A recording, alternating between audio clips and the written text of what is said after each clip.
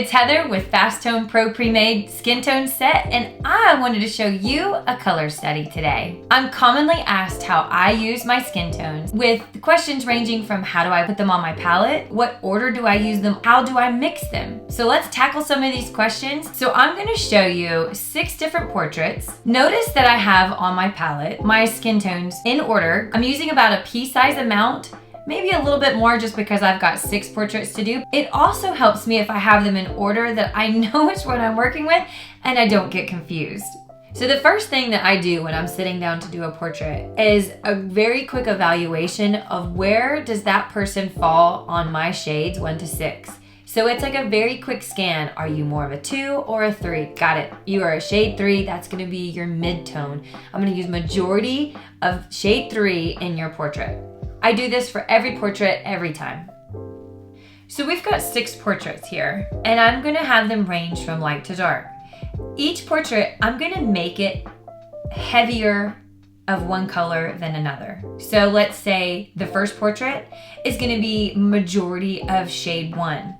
There are gonna be parts of that are even gonna be brighter than a shade 1, so I'm gonna use my white to add that into my paint to make those extra bright highlights.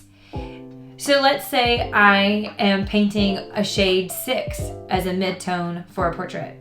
There are times where I need to go a little bit darker, so adding a burnt umber or even some black to those really dark shadows on my shade 6.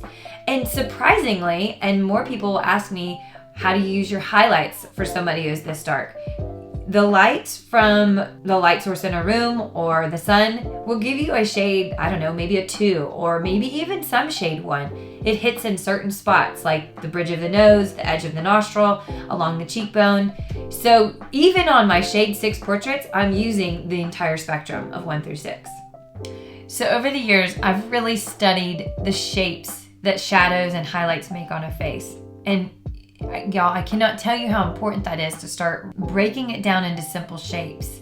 Shadow, which is around the eyebrow, around the eyes, on the cheekbone, underneath the lip, along the side of the hair. But you know what's really surprising is that even in the portrait number 1, I still have dark shadows with underneath the cheekbone, around the eyelid, even those eyelashes. So this is a place that I would still be using shade 4, 5, and maybe even a little bit of 6. So surprisingly, you would use shade 1 through 6 for each skin tone. That 6th portrait that's on that far right, I would still be using highlights of shade 1 and 2 on that portrait. Whatever skin tone is the majority, let's say your majority shade 3, that's gonna be your mid-tone, and you're gonna use majority of that shade. You can make it brighter by using shade 1, and you can make it darker by using shade 4, 5, and 6. And then of course, if you needed to manipulate that with your magenta for making it warmer, or even your black for making it a dark shadow. So when I first started doing portraits, I heard someone say that when you do the highlights on the eyes, that's when the portrait comes to life. And man, I cannot agree more. Watch this. That is so cool. So when I'm doing the lips, we all know that you can have all different lip liners and lipsticks, lip gloss, chapsticks. So you can really have a lot of different looks. But let's just use these as a natural look, almost as if they're just wearing chapstick. You still will use the skin tones for their lips.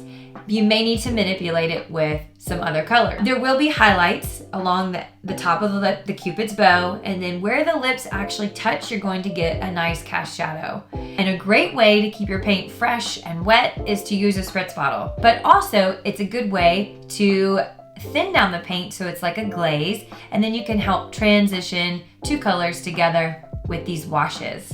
So as I'm doing this study, I really thought I'm going back to my education days and how beneficial this could be for others to practice their portraits as well.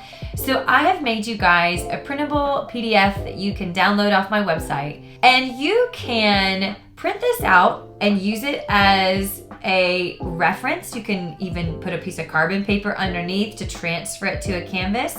Or you could even just freehand it. But I absolutely suggest doing this on a canvas because paint on a canvas is a whole lot easier to work with than paint on printer paper.